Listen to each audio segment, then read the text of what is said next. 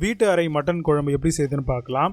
இதுக்கு stove on பண்ணி ஒரு கடாயை வச்சுக்கோங்க. கடாய் சூடானதும் இதில் ஒரு 25லேருந்து 30 கிராம் ஆயில் சேர்த்துட்டு ஒரு கைப்பிடி அளவுக்கு சோம்பு ஆட் பண்ணிக்கோங்க. பச்சை மிளகா காரத்துக்கு ஏற்ற மாதிரி ஆட் பண்ணிவிட்டு இதில் வெங்காயத்தை வந்து நீங்கள் ஒரு 4லேருந்து 5 வெங்காயத்தை நல்லா நறுக்கி வச்சுட்டு அதை தூக்கி இதில் கடாயில் போட்டுட்டு நல்லா வந்து ஃப்ரை பண்ணி விடுங்க. ஃப்ரை பண்ணதும் தக்காளியை வந்து நம்ம ஒரு 1/4 கிலோவிலேருந்து அதாவது ஒரு 4லேருந்து 5 தக்காளி நல்லா போட்டுட்டு அதையும் நல்லா மிக்ஸ் பண்ணிவிட்டு பொட்டுக்கடலை ஒரு 50 கிராம் ஆட் பண்ணிக்கோங்க. இதையும் போட்டுட்டு நீங்கள் ஒரு 2 ஃபுல் ஸ்பூன் அளவுக்கு இருக்கக்கூடிய கசகசா அதையும் சேர்த்துட்டு நல்லா வந்து பார்த்திங்கன்னா ஃப்ரை பண்ணி விடுங்க. நல்லா உங்களுக்கு காயெல்லாம் வதங்கி வரட்டவங்க, அது வரைக்கும் வெயிட் பண்ணுங்கள். காய் வதங்கினதும் கடாய் இறக்கிட்டு அதை ஒரு மிக்ஸி ஜாருக்கு மாற்றிக்கோங்க. கொஞ்சமாக தண்ணி ஊற்றிட்டு இப்போது தேங்காய் வந்து ஒரு அரை மூடி தேங்காய் நம்ம துருவி போட்டிருக்கோம், அதையும் போட்டு நல்லா வந்து அரைச்சி எடுத்துக்கலாம். இந்த மாதிரி உங்களுக்கு ஒரு நல்ல ஒரு பேஸ்ட் ஃபார்ம் கிடைக்கும். இப்போது ஸ்டவ் ஆன் பண்ணி குக்கர் வச்சுக்கோங்க. அதில் ஒரு 50 கிராம் அளவுக்கு ஆயிலை சேர்த்துக்கோங்க.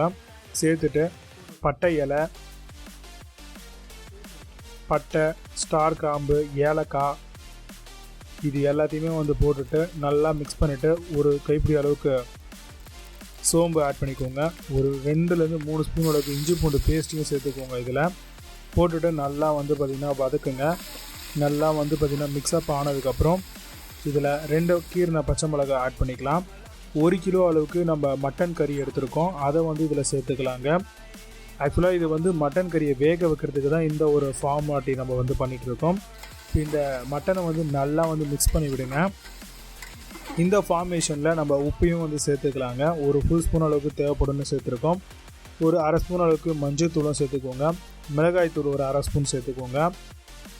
கூடவே இதில் தனியாத்தூள் அது ஒரு அரை ஸ்பூன், கரம் மசாலா ஒரு ஸ்பூன், மட்டன் மசாலா அது ஒரு ஸ்பூன் சேர்த்துக்கோங்க.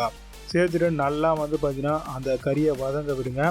நல்லா மிக்ஸ் பண்ணிவிட்டு இப்போ கறி முழுகிற அளவுக்கு தண்ணியை ஊற்றிக்கோங்க. தண்ணி ஊற்றி மட்டன் வேகிறதுக்கு கிட்டத்தட்ட வந்து பார்த்திங்கன்னா ஒரு 8லேருந்து 10 விசில் வரைக்கும் ஆகும். நல்லா வேகிறதுக்கு விசில் விட்டு எடுத்துக்கோங்க. நல்லா விசில் வந்ததும் இப்போது ப்ரெஷரை ரிலீஸ் பண்ணிவிட்டு குக்கரை ஓப்பன் பண்ணுங்கள். இப்போ பார்த்திங்கன்னா உங்களுக்கு நல்லா வெந்து வந்திருக்கும்.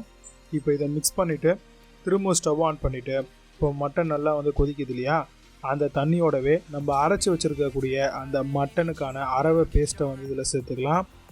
இந்த அரவை சேர்த்துட்டு நல்லா வந்து மிக்ஸ் பண்ணி விடுங்க. குழம்பு நல்லா வந்து பார்த்திங்கன்னா உங்களுக்கு கொதி வரணும். இந்த மாதிரி கொதி வரும்போது கருவேப்பிலை ஒரு கைப்பிடியும், கொத்தமல்லி ஒரு கைப்பிடியும் சேர்த்துக்கோங்க. சேர்த்துட்டு நல்லா மிக்ஸ் பண்ணிவிட்டு இறக்குனீங்க அப்படின்னா சூப்பரான அரவை மட்டன் குழம்பு ரெடி. ட்ரை பண்ணி பாருங்கள்.